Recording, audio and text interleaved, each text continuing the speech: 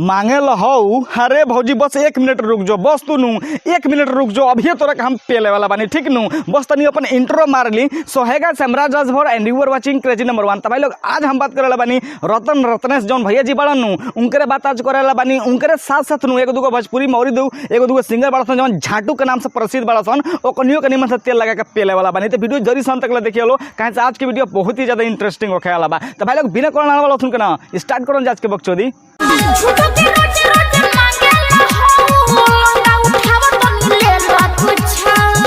झूठे के रोज रोज मांगेला हाउ लहंगा उठावत नहीं ले लो कुछ और। ए भौजी हमरा के एगो बात बताबो कि तार लहंगा में कौन ऐसा का सर्व सामान बाबे ना ही तब कौन ऐसा का प्रोडक्ट बाबे कि तू भैया जी के देवल चाहत रू ना हमरा का बताबो सरबा। हमार तो जहाँ तक पता बा कि भाई लोग लहंगा में बस एक ही सामान होला जौन आदमी घड़ियार आई मीन घड़ियार ना यार, हाँ हथियार कहेला, केहू काली घाट के गुफा भी कहेला। हमरा लागता दिमाग तोरे हाथ है। हर प्यार करते हैं तो कीजिए, जवानी का मजा लीजिए, खाली चुम्मा से काम थोड़ी चलेगा। हाँ खाली चुम्मा से काम थोड़ी चलेगा। हम तो कहते नहीं है भौजी तू गोनिया मरवा के अपन फरवा लो तब काम चली ना ही तब नू गाना गावत रहो सुनला के बाद दूसरवा कहे नहीं कि हमार झटिया लाल होला यह कुल गाना सुन सुन के ना, मतलब कहत रही भौजी के चुम्मा से काम थोड़ी चली कुछ और, मतलब भौजी के कहना नहीं बनू कि कुछ और ही करो। हमारा मतलब भौजी के यह कहना बे कि हमरा करत करत मुँगा दो ना। भाई लोग देखत रहो भौजी के कहते है खाली चुम्मा से काम थोड़ी भी चलेगा। यही से तो हम कह देनी है कि तू गोनिया मार के अपन फरवा लो तब तो काम चली नू।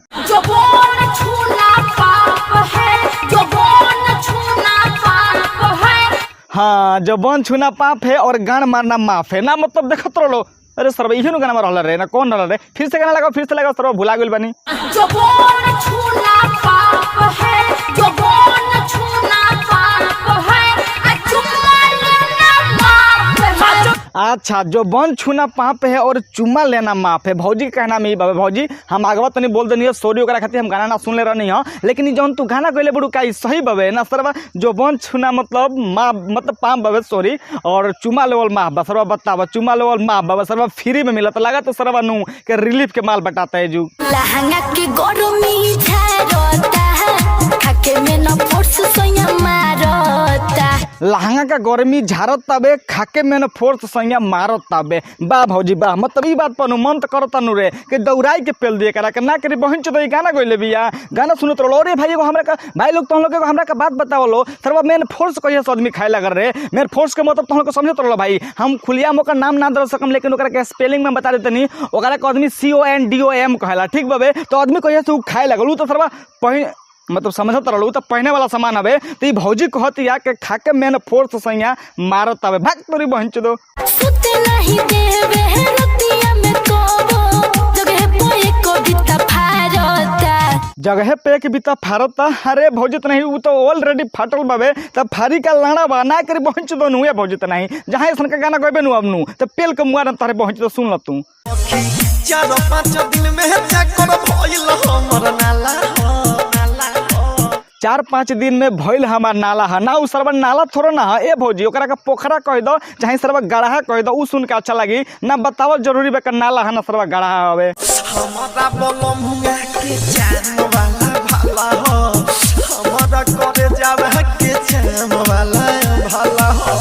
हमारा बलमुआ के चाम वाला भाला होता। अरे भौजी हमनी के का सरवा प्लास्टिक के हवे ना भौजी जंग कहत के ना भाई लोग हमारा बलमुआ के चाम वाला भाला। अरे सरवा तो नहीं तो बाकी सब बोलों का कौन चीज सरवा के लिए प्लास्टिक का हवे ना लाइलून के हवे। रत्नेश भैया पर हमारे कसम से कहते नहीं बहुत खीस बरत हवे। इनको सोच समझ के गावे के चाहिए यार। कहत रहे के चाम वाला भाला हमनी के सरवा कौन चीज लान के लहसुन करत रहनी प्यार हम आई लव यू बोल के, करत रहनी प्यार हम आई लव यू बोल के। अरे हाँ रे सरवा हम सुनत तनी तोनी के आधा घंटा से सरवा पेलल जा रहल बड़ा से करत रहनी प्यार हम आई लव यू बोल के सरवा बहिर नहीं के सुनत तनी। अगवा बोलबो से अगवा तोनी के बोलबो से अगवा तोनी के बोलबो से ना तोनी के गणिया के हम मार दे सरवा बतावा सन रे रवाया दिया रे लव माल हमारा स्कूल के।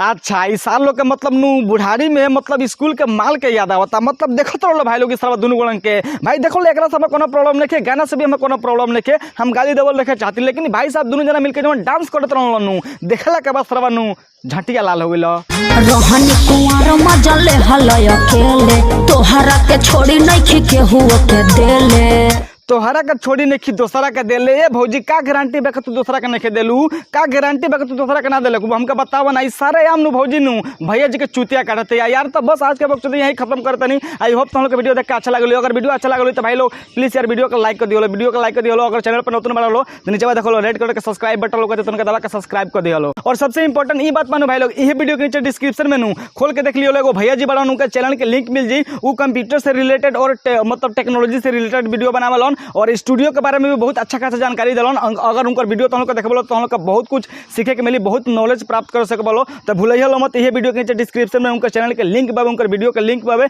जाके एक बार जरूर चेकआउट करिए अगर वीडियो उनका अच्छा लगे भाई लोग वीडियो अच्छा लगबे करी तो हम लोग देखबो तो चैनल के सब्सक्राइब करो मत भूलिए भाई प्लीज यार चैनल के सब्सक्राइब मार दियो प्लीज कहतन यार तुमसे रिक्वेस्ट करतनी तो बस आज के लिए इतना वक्त मिले फिर से नेक्स्ट वीडियो में तब तक के लिए बाय।